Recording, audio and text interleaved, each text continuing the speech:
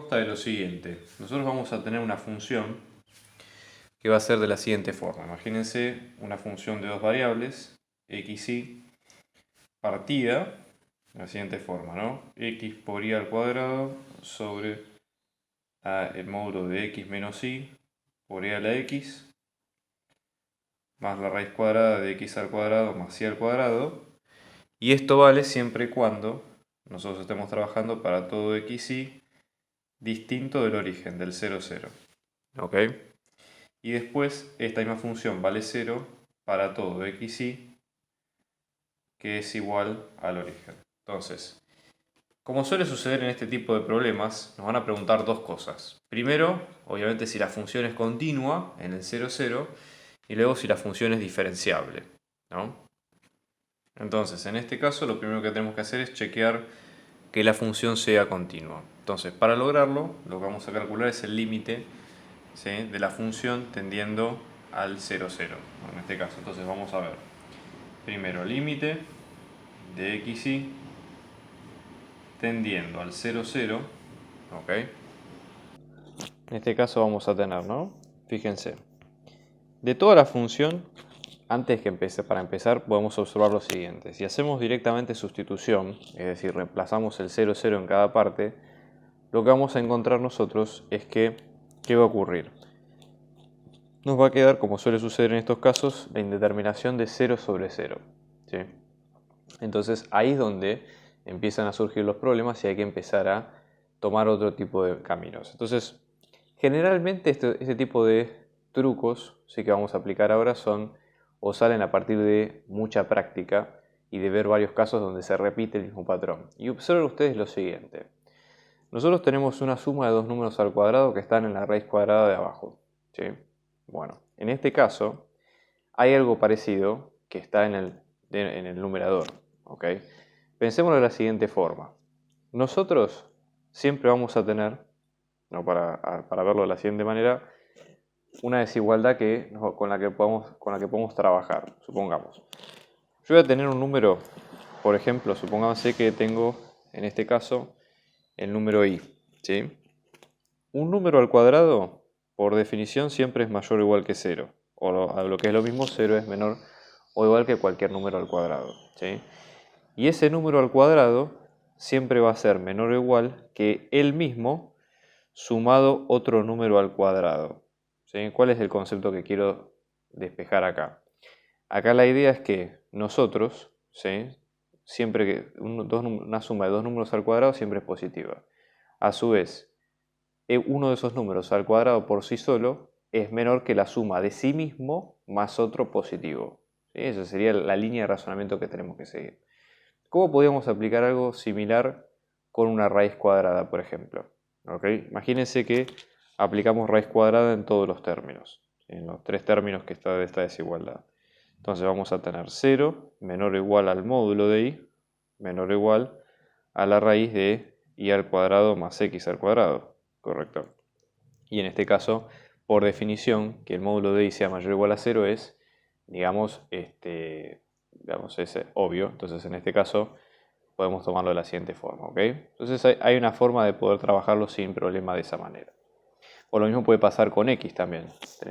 Y la desigualdad, que en este caso sea, ¿sí?, 0 menor o igual a x, menor o igual a la raíz de sí mismo más otro número positivo. Esa sería la idea. Con lo cual ya tenemos una pista de hacia dónde queremos apuntar, porque justamente fíjense qué es lo que ocurre acá. Nosotros, en este caso, de tener esta desigualdad, también se cumple que si yo a este término le sumo otro término positivo, por ejemplo, que en este caso, ¿cuál sería ese término positivo? Ese término positivo, para adaptarlo a esta función, sería este módulo que nosotros vemos acá. O sea, recuerden siempre que el módulo como valor absoluto es mayor o igual que 0 siempre. Con lo cual, si esta desigualdad es cierta para todo x, si yo le sumo un número que siempre es positivo, mantengo el signo de la desigualdad, ¿ok? O sea, esa sería la idea. Yo mantengo, digamos, el significado que tiene la desigualdad sin problema. Entonces, en este sentido, ¿sí?, como yo mantengo esta desigualdad, lo que voy a ver es lo siguiente, que supóngase que todo este término, lo que hago es dividir todo este término, ¿sí?, con la raíz más el módulo en los tres lados de la ecuación. Recuerden que por definición, acá lo que vamos a tener es que nos va a quedar el número 1. Entonces esto nos va a quedar como acotado. X va a estar acotado entre 0, ¿sí?, la raíz más el módulo y el número 1. Entonces, este es el valor acotado que nosotros queremos ver. Y luego, lo que se puede hacer es sacar con multiplicación o expresar como multiplicación lo que esté sobrando de esa fórmula, que en este caso sería, por ejemplo, el i al cuadrado. Entonces, en este sentido, podemos pensarlo como una multiplicación entre límite de xy tendiendo al 0, 0 de i al cuadrado, que es una función, y ahora en este caso por el límite de xy tendiendo al 0, 0 de que de x sobre el módulo, ¿no?, de x menos y por la x más la raíz de x al cuadrado más y al cuadrado, ¿no? Bueno, fíjense lo siguiente. En este caso, este es el valor acotado y este límite obviamente tiende a 0, con lo cual 0 por un valor que está acotado nos va a quedar 0. ¿Okay? Fíjense justamente qué ocurre. Como el límite de x tendiendo al 0, 0 de la función nos da 0, que es el valor de la función en el punto, entonces estamos hablando de una función que es continua. ¿Okay? Entonces que ya ese punto ya lo tenemos resuelto. Bien, y ahora viene la segunda parte, que es ver si la función es diferenciable. Ahora el siguiente punto importante es verificar si la función es diferenciable. Entonces para eso tenemos que aplicar la definición de diferenciabilidad. Lo voy a dejar en el apunte abajo a continuación, pero en definitiva la cuestión sería la siguiente, ¿no? Para que una función sea diferenciable, nosotros tenemos que calcular en un determinado punto este límite, ¿no? El límite tiene que ser límite de x tendiendo al punto, a x0. Estamos hablando de un punto genérico, porque es la definición genérica acá.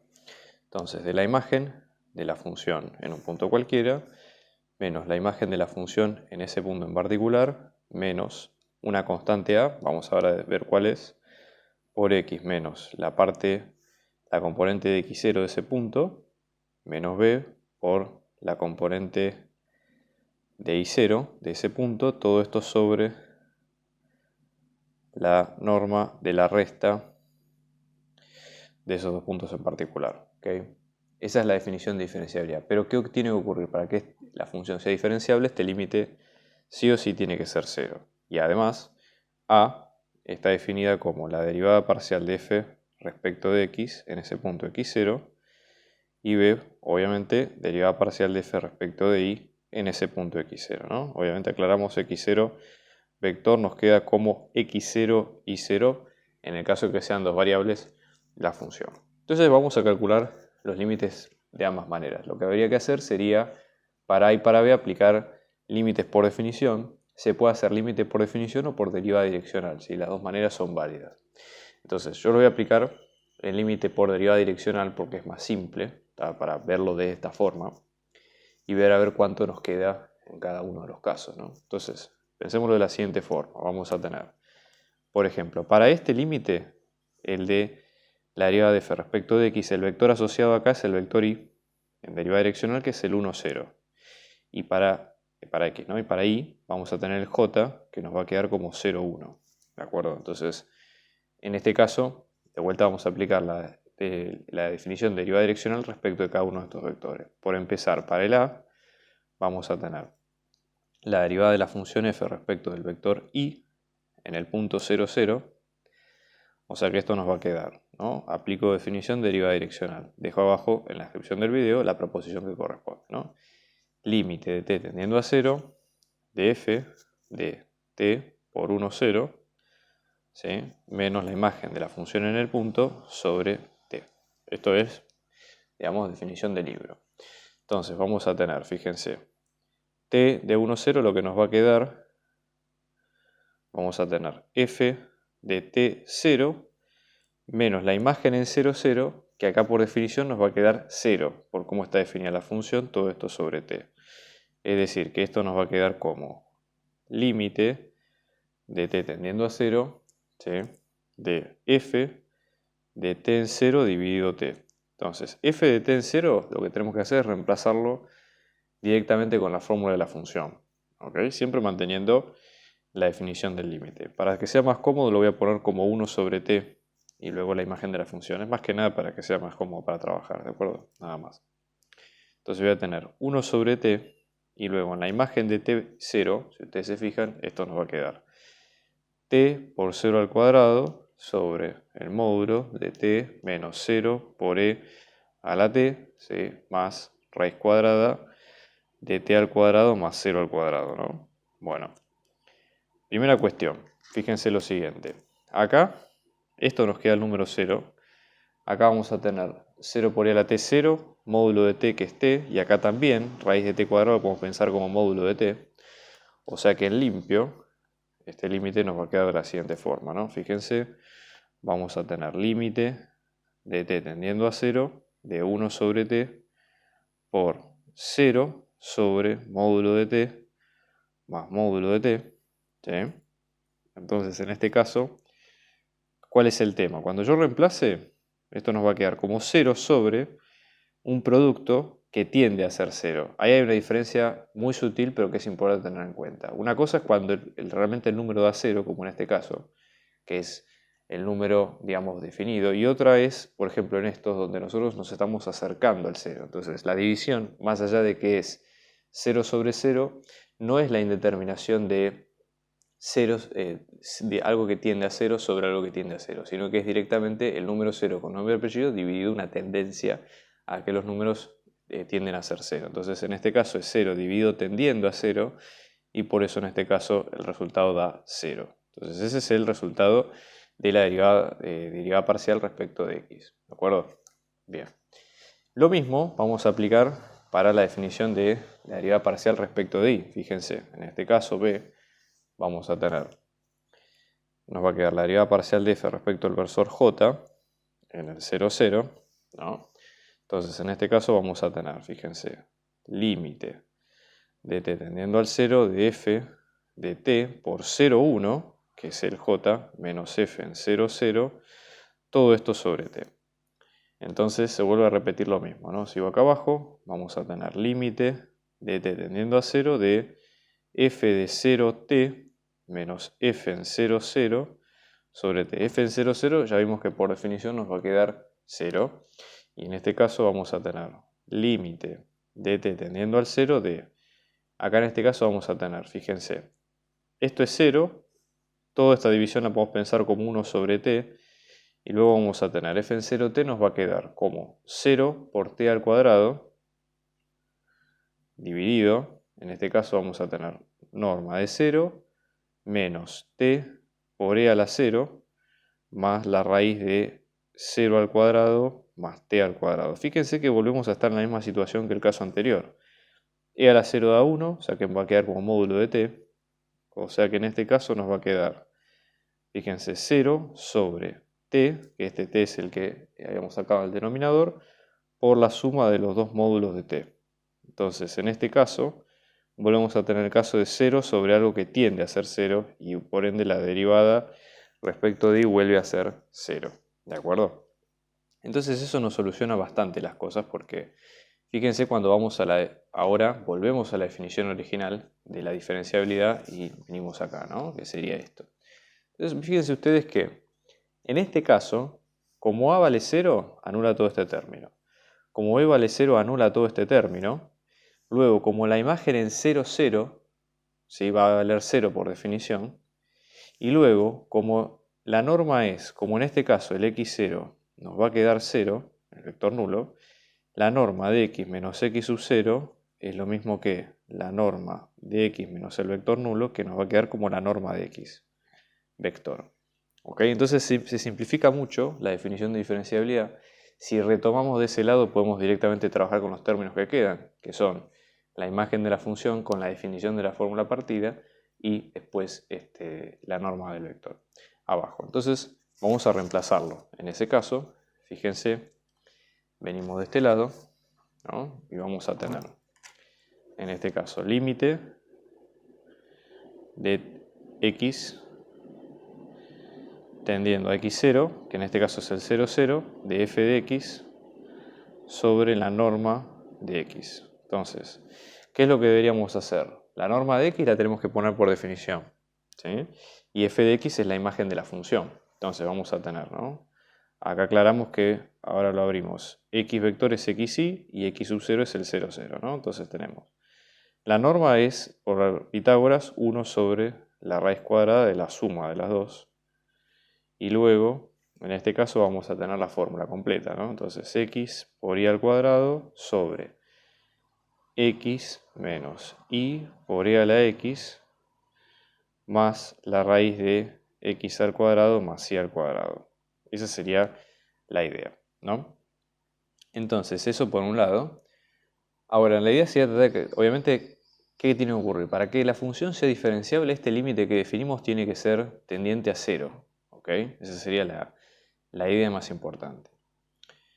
Pero, ¿qué es lo que va a ocurrir en este caso? Nosotros, este límite, de hecho, si ustedes lo calculan con, digamos, algún programa de cálculo, yo por ejemplo ahora estoy usando el límite en Wolfram, van a ver que el límite de la función en este caso no existe, porque depende de qué ruta tome uno para calcular esa función, ¿no? Eso puede ser un poco más extraño, pero ¿qué es lo que puede ocurrir? Supongamos, ¿no?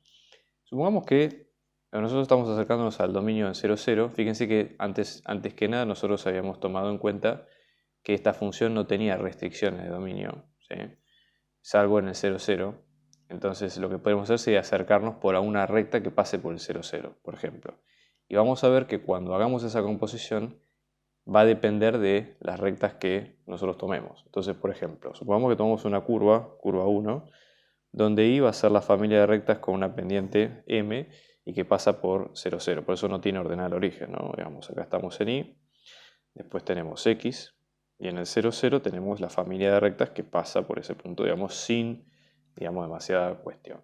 Entonces, en ese caso, si hacemos el límite por estas curvas, ¿cómo nos va a quedar? Fíjense, vamos a tener límite de x, mx, ¿sí? Tendiendo al 0, 0, porque acá estamos evaluando el límite por curva. Esto nos va a quedar como 1 sobre x al cuadrado más m al cuadrado por x al cuadrado raíz cuadrada, ¿sí? Por, acá nos quedamos un poquito sin espacio, pero no importa, x por m al cuadrado por x al cuadrado, y luego tenemos x menos m por e a la x, ¿sí? Más, y en este caso lo mismo, ¿no? Raíz de x al cuadrado más m cuadrado por x al cuadrado, ¿de acuerdo?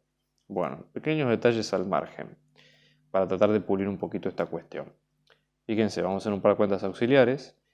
En el caso de la raíz de x al cuadrado más m cuadrado por x al cuadrado, se puede sacar x al cuadrado como factor común. Entonces, en este caso tendríamos x al cuadrado por 1 más m al cuadrado, y cuando apliquemos raíz cuadrada, esto nos va a quedar como módulo de x por la raíz de 1 más m al cuadrado, por ejemplo. Y eso lo podemos reemplazar acá y acá también. Después, incluso también en esta parte, podemos sacarlo como módulo de x. Si fíjense, lo voy a poner en azul en la parte del módulo, ¿no? Tenemos módulo de x menos m por x por e a la x, que esto nos va a quedar como módulo de x por 1 menos m por e a la x, ¿sí? Con lo cual acá vamos a tener módulo de x por módulo de 1 menos m por e a la x, ¿sí? Entonces, con esa sustitución, si reemplazamos todo, ¿cómo nos va a quedar la cuenta finalmente? Le voy a poner en limpio. En este caso vamos a tener el límite de x mx tendiendo al 0, 0, ¿sí? De este caso vamos a tener, fíjense, m al cuadrado por x al cubo en el numerador, y después acá tenemos, acá abajo vamos a tener módulo de x por la raíz de 1 más m al cuadrado por, abro paréntesis, módulo de x por módulo de 1 menos m por e a la x, cierro módulo acá, y acá nuevamente módulo de x por la raíz de 1 más m al cuadrado. Fíjense que módulo de x aparece 3 veces, ¿sí? Puedo sacarlo, es más, de hecho acá podría sacarlo en este sentido como factor común, nuevamente, ¿no? Entonces en este caso voy a tener límite de x mx tendiendo al 0, 0 de m cuadrado por x al cubo, todo esto sobre, en este caso sería, por ejemplo, ¿no? Voy a tomar módulo de x al cuadrado por la raíz de 1 más m cuadrado, todo esto por módulo de 1 menos m por e a la x más la raíz de 1 más m al cuadrado. Correcto. Bien. Y entonces en este caso nos va a quedar, fíjense, podemos cancelar los términos. Y en definitiva, uno de estos, y en definitiva nos queda en función de m cuadrado, pero luego acá lo que vamos a tener básicamente va a ser en términos de, o sea, reemplazaríamos, y esto nos quedaría como 0 por, o dividido toda la cuestión que vemos en este caso, ¿no? O sea, nos va a quedar como 0. O sea que por ahora probamos por rectas, bueno, por rectas nos quedó que efectivamente el límite es 0. ¿Qué pasa si probamos otro límite? Por ejemplo, por las curvas de la parábola, ¿sí? En este caso, si probamos por la parábola, la idea sería la siguiente. Tomamos, por ejemplo, y es igual a por x al cuadrado. ¿Y cuál sería el sentido? Tiene más lógica si lo vemos desde el lado del numerador de la función. Entonces, en este caso, yo lo voy a reemplazar en el límite original. Vamos a hacer un pequeño ajuste acá, ¿sí? Vamos a hacer algunas cuentas auxiliares. Fíjense, x por y al cuadrado pasaría a ser a por, en este caso, por x, o mejor dicho, a por x, ¿sí? Cuadrado por x al cuadrado, o al cubo, a la cuarta, ¿sí?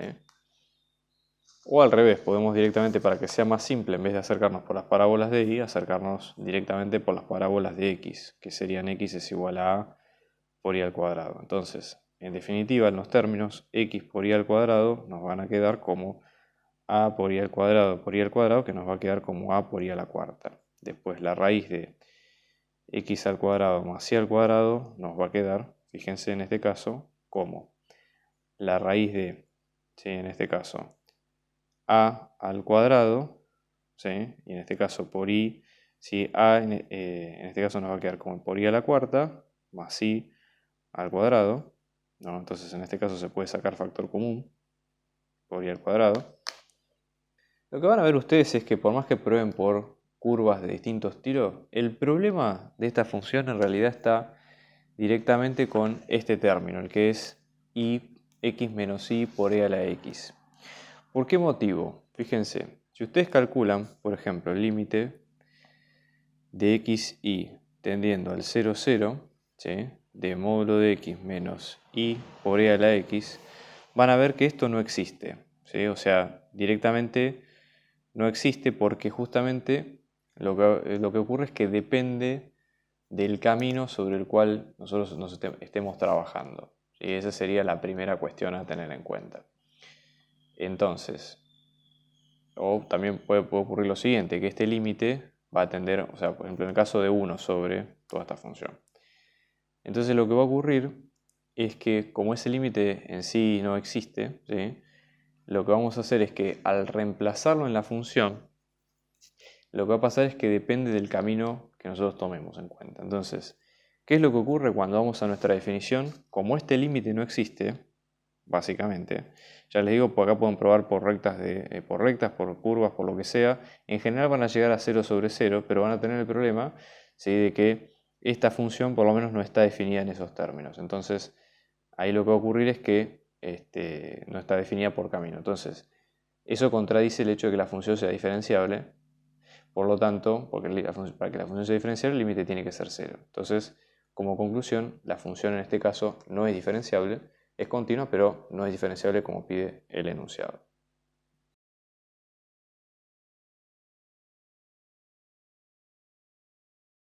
Bien, vamos a ver entonces ahora el caso número 2, que en este sentido la idea sería la siguiente.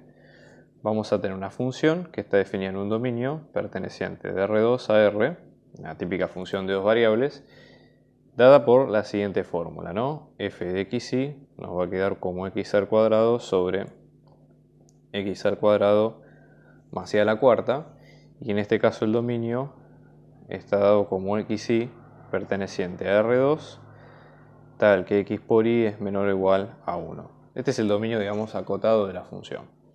Entonces, ¿qué es lo que hay que pensar acá?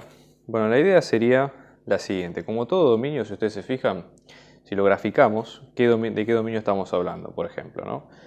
Vamos a tener x por y igual a 1, sería una hipérbola del estilo y es igual a 1 sobre x. Graficándolo, más o menos, ¿sí? Esto tiene que ser a nivel aproximado.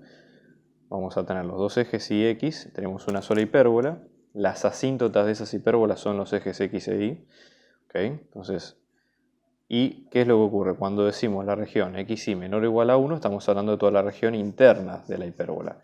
Para probarlo, basta que ustedes reemplacen un punto de las dos regiones, por ejemplo el 0, 0, y vean efectivamente que ese dominio está incluido. Ahora, justo el 0, 0, acá tenemos el tema de que tenemos aún así que acotar este dominio porque tenemos el problema de que hay una división por 0 que puede llegar a ocurrir. Entonces vamos a acotar aún más este dominio pensándolo de esa forma, ¿no? Fíjense, x al cuadrado más y a la cuarta tiene que ser distinto de 0. Fíjense que en este caso es lo mismo que nosotros digamos, x al cuadrado tiene que ser distinto de menos y a la cuarta. Si lo pensamos desde un sentido, estamos comparando dos números que por definición son positivos o cero, porque están elevados a potencias pares, con lo cual el único número, el único punto que satisface esta desigualdad justamente es el 0, 0. Entonces el dominio ajustado, ¿sí?, va a ser el mismo que este, o sea, tenemos xy perteneciente a R2 con xy menor o igual a 1, ¿sí?, excepto el 0, 0. ¿De acuerdo? Tengan cuidado con ese precepto. Bien, por lo demás, ¿qué es lo que tenemos que hacer? Siempre que tenemos un dominio de este estilo, tenemos que abrir el dominio en dos formas. El dominio va a ser una unión de dos elementos, de su borde, ¿sí?, y su interior, ¿sí? De delta D, este es el borde, ¿sí?, que en este caso está representado por la hipérbola en rojo que calculamos recién, y luego el interior, que son todos los puntos que vayamos viendo de esta forma. Para el borde hay básicamente dos técnicas. Puede ser con los multiplicadores de Lagrange, ¿sí?, o directamente componiendo la función con el borde y evaluando los puntos en cada caso.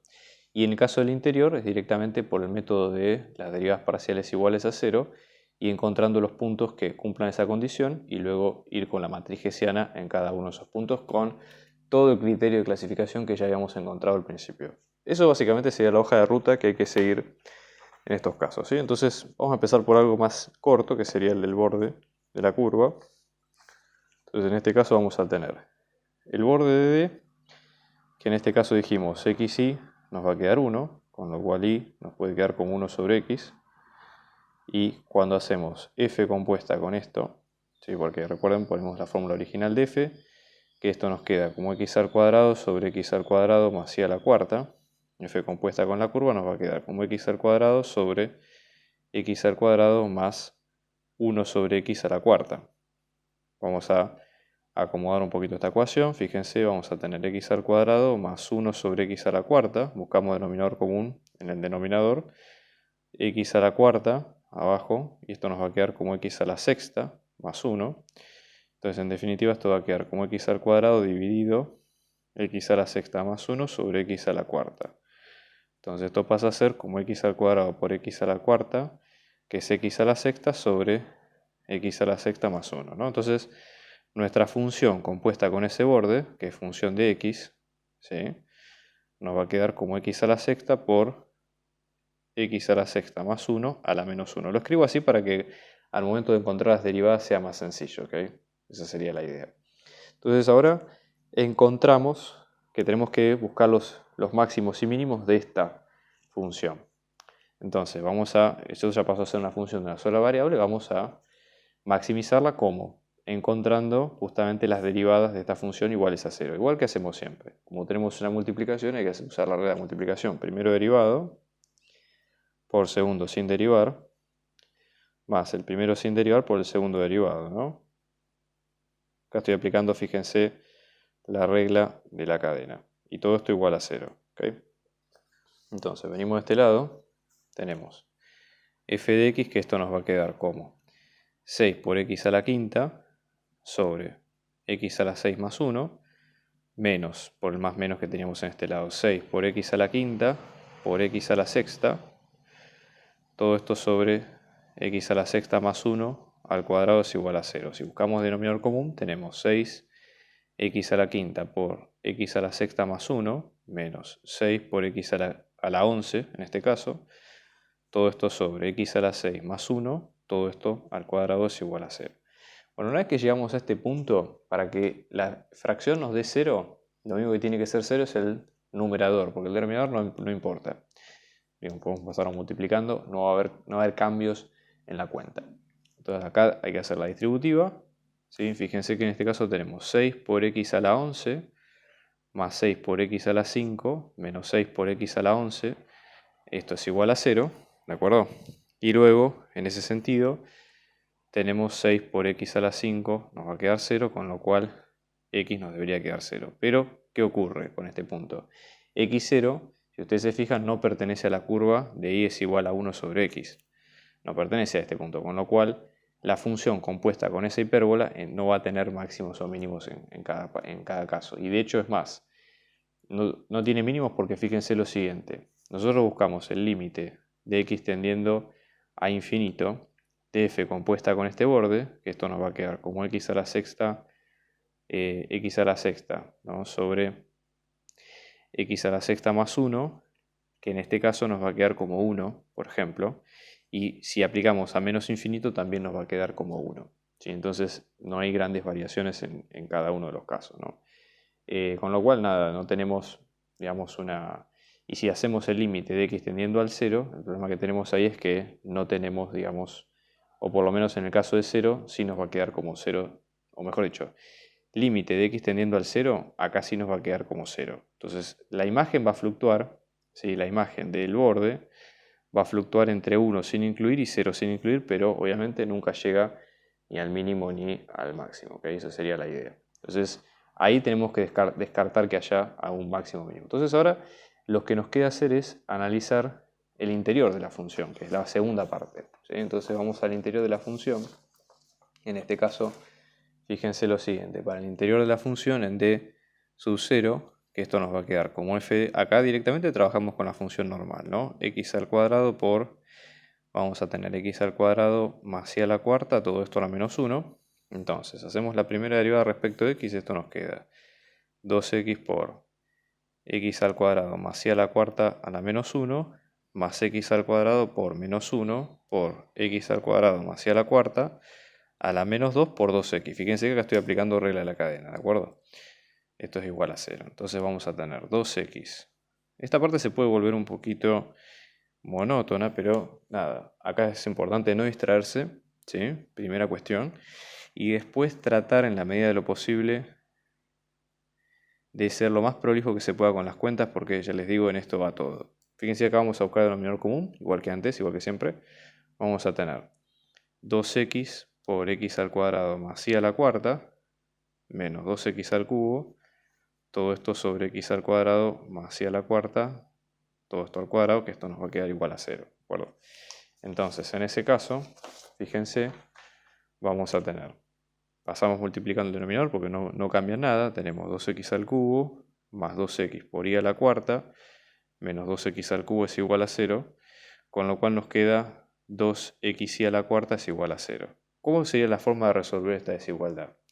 Tiene que satisfacer o que x sea 0 o que y sea 0. Entonces la solución de acá es, en este caso, x igual a 0, unión y igual a 0. ¿Cómo se interpretaría eso a nivel gráfico? ¿Sí? Pues esto es muy importante. x0, ¿sí? es el versor, el eje y. ¿Sí? Entonces, el eje y es x igual a 0, ¿sí? Porque es el eje vertical, y el eje x es y igual a 0. Entonces, eso quiere decir que con tal de que esté en cualquiera de los dos ejes coordenados, la función está en el máximo o mínimo, ¿sí? Entonces nada, hay que tener en cuenta esa cuestión. Entonces todo ese conjunto de puntos, ¿sí?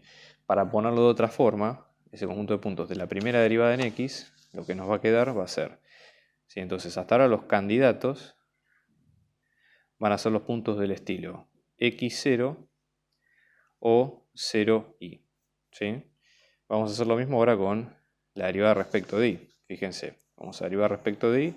En este caso nos queda x al cuadrado por menos 1 por x al cuadrado más y a la cuarta a la menos 2 por 4 y al cubo. Esto es igual a 0, ¿no? Entonces vamos a tener, fíjense, menos x al cuadrado por y al cubo por 4, todo esto sobre x al cuadrado más y a la cuarta, al cuadrado es igual a 0. Si despejamos, nuevamente tenemos, ¿no? Fíjense, paso esto multiplicando, 4 también, menos también, o sea que nos queda x al cuadrado por y al cubo igual a 0 y volvemos a tener el mismo conjunto de puntos, ¿no? x0 o 0i. Ahí tenemos los puntos, digamos, de los puntos candidatos. Como acá no son puntos con nombre y apellido, mi recomendación personal es la siguiente. Tratemos de estudiar los puntos con una composición y tratar de estudiarlos individualmente. Entonces vamos a pensarlo de la siguiente forma. Por ejemplo, ¿no? Vamos a tener cuáles son los puntos, la función compuesta en x0. Entonces esto nos va a quedar como x al cuadrado, ¿sí? Fíjense, en este caso, vamos a tener x al cuadrado sobre x al cuadrado más 0 a la cuarta, que esto nos va a quedar 1. ¿Ok? Todos los puntos que estén en esa parte nos va a quedar 1. Si hacemos la imagen en el 0i, esto nos va a quedar como 0 sobre 0 al cuadrado más i a la cuarta, que esto nos va a quedar 0. ¿De acuerdo? Entonces, en ese sentido, hay que tener cuidado porque, digamos, para entender un poco la lógica del problema, nosotros, todo punto que esté en esas rectas, nos va a quedar de esa forma. ¿Okay? Entonces, en ese caso vamos a tener 0, 1. Pero después, fíjense otra cuestión, ¿no?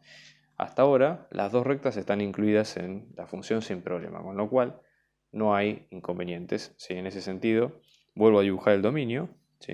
Para que se entienda. Entonces, nosotros hasta ahora tenemos solamente una limitación con estas hipérbolas, ¿sí? Y vamos a tener una limitación en el cuando el 0, 0 no está incluido, pero ¿qué ocurre? Todo el punto con x0, todo punto que esté acá, va a tener imagen 1, y todo punto que esté en vertical va a tener imagen 0. Y esos puntos sí están incluidos en el dominio, y todos esos son los conjuntos de puntos que tienen el máximo y mínimo, que exactamente valen 1 y 0, y es a lo que tiende la función.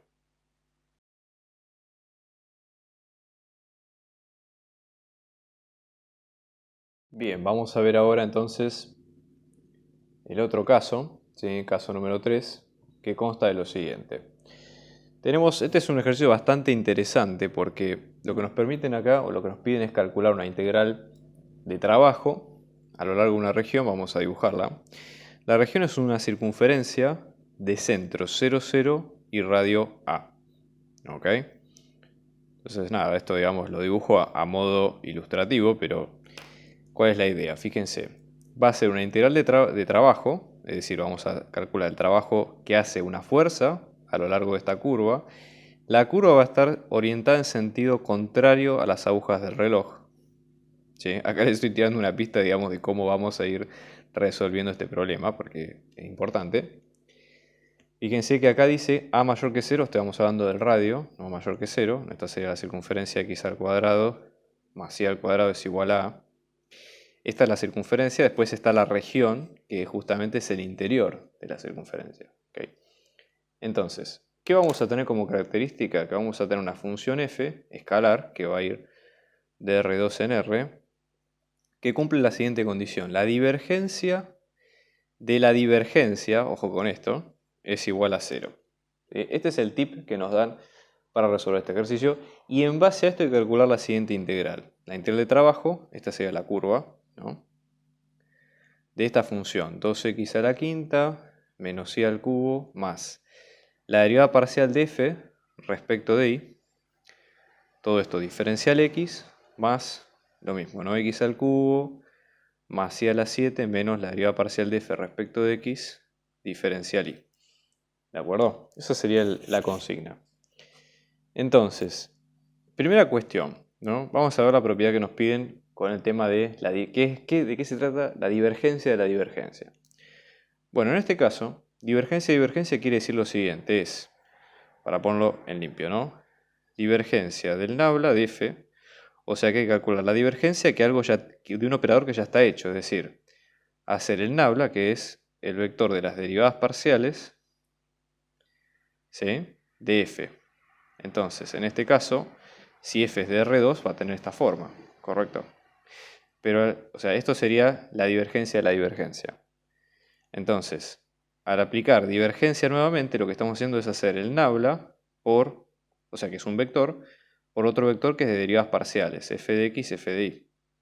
O sea, estamos volviendo a hacer f de x dos veces y luego sumándole f de i dos veces, fíjense que este es un producto entre vectores y por lo tanto da un escalar, y como resultado esa suma nos da 0.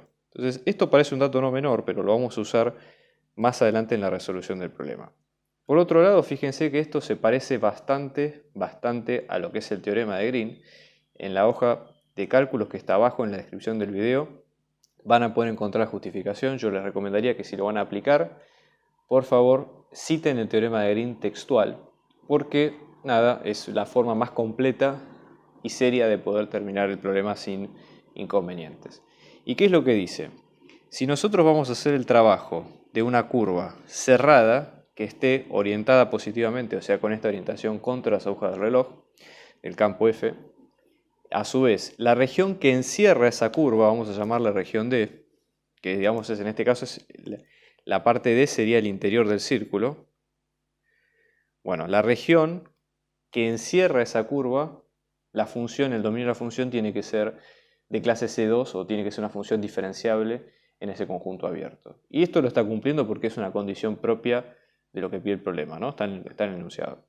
Entonces, cuando hagamos la integral de trabajo de esa fuerza, de ese campo fuerza, el campo fuerza, fíjense que no es la función f, sino que es, al contrario, este campo que está definido implícitamente acá, lo podemos calcular directamente como la integral de esa región. Entonces, fíjense, esto va a ser q sub x menos p sub i por, digamos, el área, digamos, de la función, ¿no? Esto sería, volvemos a repetir, teorema de Green. Bien. Entonces, primera cuestión, vamos a ponerle nombre y apellido a lo que estamos viendo, ¿no? En este caso, nuestro campo F va a ser un campo de R2 en R2 de la siguiente forma. Generalmente se le llama PQ. Esto lo van a encontrar muy seguido en la nomenclatura de física, ¿no? Bien. Y en este caso, fíjense lo siguiente. Nuestra integral, si ustedes se fijan, está de la siguiente forma. Es una componente P y esta es la componente Q. ¿Y por qué digo esto? Porque fíjense que esto que ven ustedes acá sale de la definición de integral de trabajo. ¿Sí? No parece tan obvio a primera vista, pero piénsenlo de la siguiente forma. La integral de f de r quiere decir que yo integro las dos componentes PQ con un diferencial de trayectoria que en coordenadas cartesianas sería diferencial x diferencial y. Más o menos. ¿Ok? Al hacer este producto va a quedar este resultado que es un escalar. ¿Sí? Fíjense, P por dx que queda asociado de esta manera, y luego Q por DI que queda asociado de esta otra. Entonces, de esa forma, implícitamente ya tenemos definido quién es nuestro campo, quiénes son nuestras componentes Q y F. Entonces, ya vemos que se cumplen todas las condiciones para aplicar el teorema de Green, que ya les digo, el único objetivo que tiene es hacer un atajo de este cálculo. Entonces, esta integral, que va a ser de P por diferencial x más q por diferencial y, la podemos calcular como la integral de la región D, ¿sí?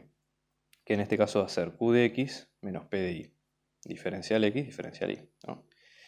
Entonces, fíjense lo siguiente, en este caso, al momento de hacer las cuentas, vamos a tener, ¿quién es cada uno? Para empezar, ¿no? Vamos a tener p, en este caso, es la primera componente, 2 por x a la 5, menos y al cubo más f de y. Cuando hacemos la derivada respecto de y, tenemos que derivar todo esto respecto de y, ¿no? O sea, en este caso, acá sería la derivada respecto de y, de todo esto que está acá arriba, no lo copio para hacerlo más simple. Entonces, al momento de derivarlo, tenemos derivada de esto de x al cubo a la quinta da 0, menos 3 por y al cuadrado, más la segunda derivada de y. De la misma forma, q, fíjense que en este caso nos va a quedar como x al cubo más y al cuadrado menos f sub x. Luego cuando hacemos la derivada, en este caso, de vuelta, ¿no? Derivada respecto de x de todos estos términos. Esto nos va a quedar, fíjense, en este caso, 3 por x al cuadrado más 0 menos f de xx. Entonces cuando reemplazamos, ¿sí? Cuando hacemos, de hecho, fíjense, ¿no? q de x menos p de y, vamos a tener de estos dos términos, vamos a tener 3x al cuadrado menos menos 3y al cuadrado menos f de xx menos f de y. Entonces, en definitiva, esto nos va a quedar como 3 por x al cuadrado más y al cuadrado más la suma de f de xx más f de y. Y fíjense qué es lo que habíamos dicho nosotros recién, que f de x más f de y nos iba a dar 0. Porque era la primera condición que teníamos al principio, con lo cual esto se va a hacer 0. ¿De acuerdo? Entonces, en ese caso, la integral va a pasar a ser la integral en la región de 3 por x al cuadrado más y al cuadrado, directamente, sin ponernos a calcular trabajo. Entonces, ¿qué pasa? La región D es un círculo de centro 0, 0 y radio A. Como es un círculo, nos conviene trabajarlo en coordenadas polares. Entonces vamos a hacerlo, ¿sí? Entonces, fíjense, en este caso, nuestro círculo que va a ser x al cuadrado más y al cuadrado menor o igual a al cuadrado, lo tomamos como x, nos va a quedar como r por coseno de tita. Esta, digamos, es la transformación clásica, ¿sí? Y vamos a tener que r va a estar entre a y 0, y como tita va a estar entre 0 y 2pi porque es el círculo completo. El jacobiano de la transformación es r, y por lo tanto, x al cuadrado más y al cuadrado, que nos queda como r cuadrado, también va a ir en la transformación. Entonces, fíjense que la integral, que nos había quedado al principio, va a transformarse y va a pasar a ser esto. Fíjense, la integral entre 0 y 2pi, de la integral entre 0 y a, de 3 por r cuadrado, por r, este es el jacobiano, fíjense acá estoy haciendo la sustitución y aquí este es el jacobiano, ¿okay? Diferencial r, diferencial tita. Esto les va a quedar entre 0 y 2pi, de 3, esto sería la integral de r al cubo, o sea que esto va a quedar como 3 cuartas de r a la cuarta, entre a y 0 por diferencial tita, o sea que esto va a quedar como 3 cuartos, por la integral entre 0 y 2pi de a a la cuarta menos 0 a la cuarta, diferencial tita, o sea que esto nos va a quedar como 2pi, ¿sí?, por 3 por a la cuarta sobre 4. Entonces, en definitiva, esto nos va a quedar, si no hicimos mal las cuentas, como 3 medios de pi por a la 4. ¿No? Tengamos en cuenta, este es el resultado final.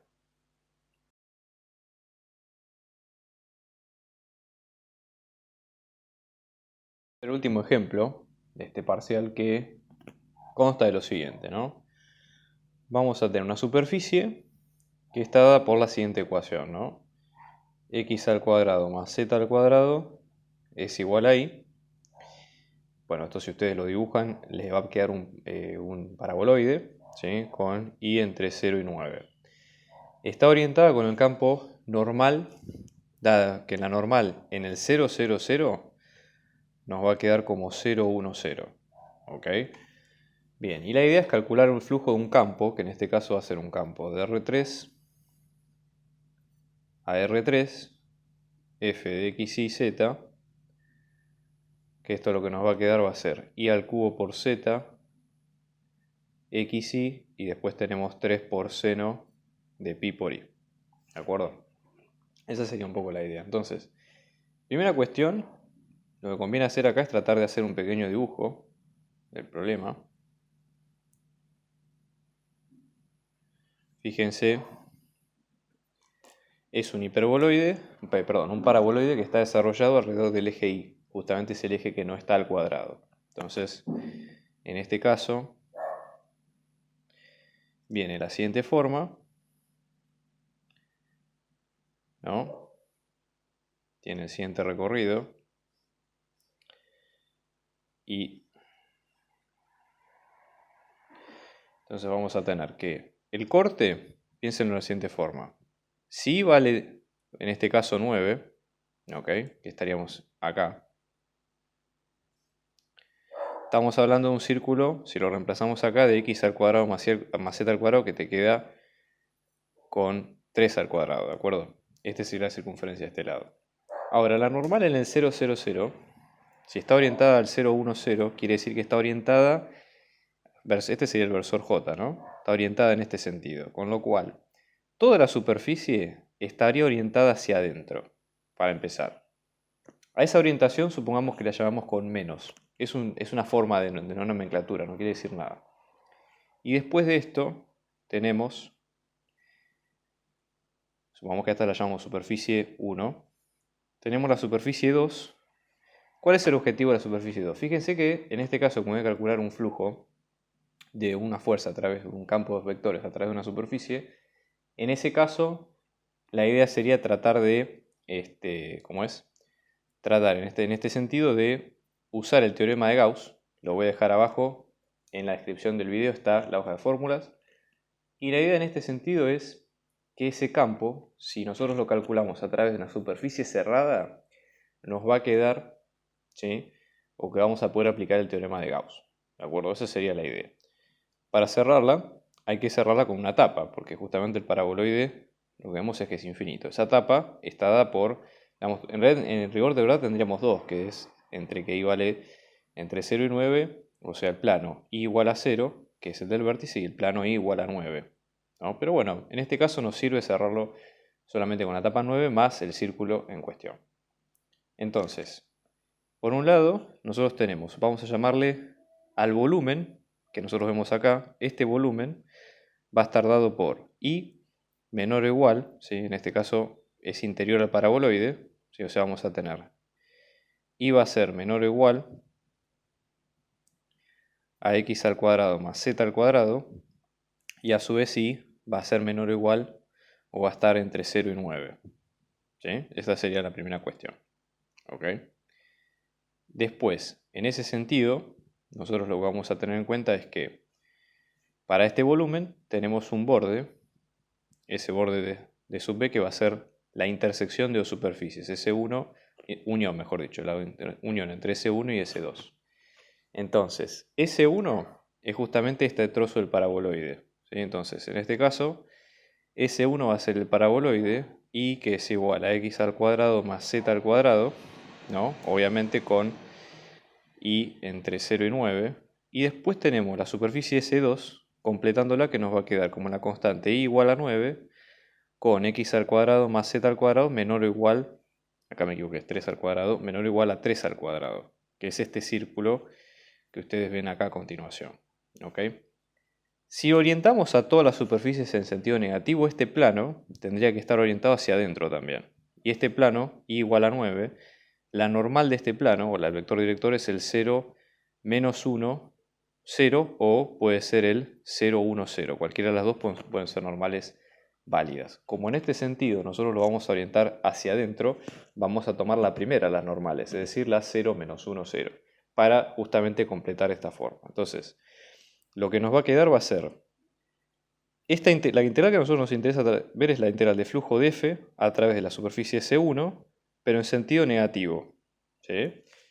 Bueno, si a esta integral le sumamos la integral de S2 en sentido negativo, a todo esto cuando lo multiplicamos por un menos 1, ese menos 1 lo que hace es cambiar la orientación, o el resultado esté orientado en uno o en otro sentido, menos 1 lo que hace es cambiar ese sentido de orientación. ¿Me explico? Esa sería la forma de verlo.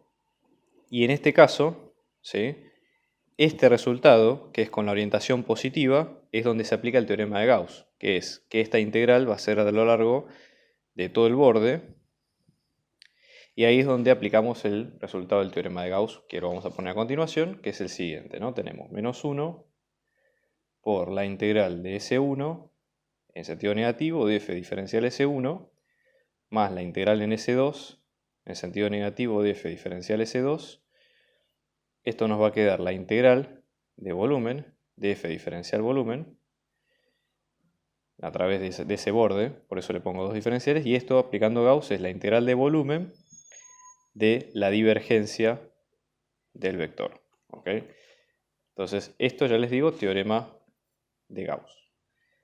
Ahora, nuestra idea es despejar este término, multiplicamos por menos 1 a ambos lados, entonces nos va a quedar la integral de S1 en sentido negativo de f diferencial S1 más la integral de S2 en sentido negativo de f diferencial S2. Esto nos queda como menos 1 por la integral de volumen de el nabla por f diferencial volumen. Y cuando despejamos, finalmente, la integral de S1 en sentido negativo de f diferencial S1, esto nos va a quedar como menos 1 por la integral de volumen del nabla por f por diferencial de volumen menos la integral de S2 de f en sentido negativo de f diferencial S2. O sea, tenemos que, este sería el resultado final al cual nosotros deberíamos llegar, y es lo más importante porque es planear estratégicamente cómo vamos a resolver nosotros el ejercicio. Con lo cual, esto ya nos soluciona gran parte del problema. Entonces vamos a seguir los pasos que siguen, ¿no? Primero, supongamos calculamos nabla por f. Recomiendo a veces empezar acá porque uno ahorra varios pasos más en este caso, ¿de acuerdo? Entonces yo les digo, si pueden empezar por estos casos, a veces los exámenes tienen trucos o atajos que tienen que ver con esto y lo pueden resolver más sencillamente. Entonces vamos a tener diferencial derivadas respecto de x, respecto de y, respecto de z, por f, que en este caso f nos queda, fíjense, y al cubo por z, x por y, y después tenemos 3 por seno de pi por y. Esto nos va a quedar, fíjense, la primera derivada respecto de x, que acá no hay nada. Después tenemos la segunda derivada respecto de y, que acá nos va a quedar como x por y. Y luego tenemos la derivada respecto de z, de todo esto que es 3 por seno de pi por y, de esta forma. Entonces, primera cuestión, ¿no? La primera derivada respecto de x que va a quedar en 0. Esta derivada también que va a quedar en B0, porque fíjense que las variables que nos piden no están en esa integral en particular, con lo cual no van a aparecer. Y después, fíjense, en este caso, esta derivada nos va a quedar, observen ustedes lo siguiente, como x. Derivada de x y respecto a y nos queda directamente como x. Con lo cual, fantástico, el resultado es mucho más simple de lo que esperábamos. Después, paso siguiente, parametrizar b. ¿Sí? Lo más probable es que como b es un paraboloide, lo más fácil sería parametrizarlo en términos de coordenadas cilíndricas, por ejemplo. Entonces vamos a tener y es igual x al cuadrado más z al cuadrado menor o igual, y después tenemos que y va a estar entre 0 y 9. Entonces, por ejemplo, ¿no? Vamos a hacer el cambio de variables. Supónganse, vamos a tomar a x como r coseno de tita, a z como r seno de tita y a y como y. Coordenadas cilíndricas, pero ya les digo cambiando una de las variables. ¿Ok? Entonces, dicho esto, cuando hacemos el jacobiano de la transformación, jacobiano nos va a quedar r también, vamos a tener x al cuadrado más z al cuadrado que nos queda como r al cuadrado. ¿Ok? Entonces, en este caso y, ¿sí?, va a estar entre 9, que es el techo, y la función. Entonces, y va a estar entre 9 y x al cuadrado más z al cuadrado, lo que es lo mismo, y va a estar entre 9 y r al cuadrado. ¿Ok? Y a su vez r, el valor máximo que tiene es 3, con lo cual va a estar entre 0 y 3, y tita, como es toda la revolución completa, entre 0 y 2pi. Con lo cual ya acá tenemos los límites de integración de la integral. Entonces, fíjense que después nosotros habíamos tenido, en este caso la primera de las integrales, lo voy a poner acá por las dudas, tenemos que hacer la integral del nabla de f, que nos había quedado x, por el integral de volumen. Acá x tenemos que poner las coordenadas que corresponden, entonces vamos a tener, fíjense, ¿no?, en este caso, la integral triple de volumen del nabla por f, pero divergencia, está mal dicho, pero bueno, sigo acá abajo, ¿eh? Entonces sería la integral entre 0 y 3 para r, diferencial r, la integral entre 0 y 2pi, diferencial tita, y luego la integral entre r al cuadrado de 9, diferencial y, x, recuerden que x nos había quedado como r coseno de tita, entonces vamos a tener r por coseno de tita, y luego el jacobiano que es r. Yo lo voy a dejar expresada la integral, porque ya les digo, esto es resolver la integral directamente, así que no hay problema. Y luego viene la segunda parte, que es hacer la integral de f, ¿sí?, por diferencial de superficie 2. Entonces, en el caso de la superficie 2, tenemos que pensar lo siguiente, ¿no? La superficie 2, ¿qué es? Y es igual a 9 con x al cuadrado más z al cuadrado es menor o igual a 3 al cuadrado. ¿Ok? Entonces, en este caso, vamos a tener que r va a estar entre 0 y 3, que tita va a estar entre 0 y 2pi, y que y es una constante, porque acá acuérdense que esto es una integral de superficie. Entonces, en este caso, cuando hacemos, ahora después tenemos la integral de la superficie S2 de menos, ¿sí?, por f por diferencial S2, vamos a tener la integral, acá en este caso nos va a quedar de S2 de f, que tiene tres componentes, p, q y r, por, en este caso tenemos 0, menos 1, 0, recuerden por la orientación que nos había pedido el tema, ¿no? Con lo cual la única integral que vamos a hacer es con la componente menos q, ¿sí? Y ahora parametrizamos, fíjense que en este caso nos va a quedar la integral entre 0 y 3, la integral entre 0 y 2pi, de menos 1, Q nos había quedado como XY, con lo cual vamos a tener R coseno de θ por I, ¿sí? Y esto nos va a quedar diferencial de θ, diferencial R. Acá hay que tener cuidado con el jacobiano, así que vamos a incluir el jacobiano R acá. Lo pongo de este lado, jacobiano. Y después I, como es una constante, nos queda igual a 3. Entonces, planteada, la integral nos va a quedar como entre 0 y 3, entre 0 y 2pi, de menos 3r cuadrado coseno de θ, diferencial R. ¿De acuerdo? Si mal no hicimos las cuentas, está bien. Entonces, en limpio, ¿cómo va a quedar el resultado? Voy a copiar el resultado acá abajo. Esto nos va a quedar la integral de S1 negativo de f diferencial S1, que esto nos va a quedar, ¿no? El nabla menos 1 por la integral, o sea que esto nos queda como menos 1 por la integral entre 0 y 3, entre r cuadrado, perdón, entre 0 y 2pi, y entre r cuadrado y 9, de r cuadrado coseno de θ, diferencial I, diferencial θ, diferencial R, menos, en este caso, 3r cuadrado coseno de θ, diferencial R, y la integral que va a estar entre 0 y 2pi y que va a estar entre 0 y 3. Hay que resolver esa integral, pero ese sería el planteo definitivo. Así que bueno, eso es todo, espero que les haya gustado. Muchos éxitos en el parcial y en el final a todos y nos vemos la próxima.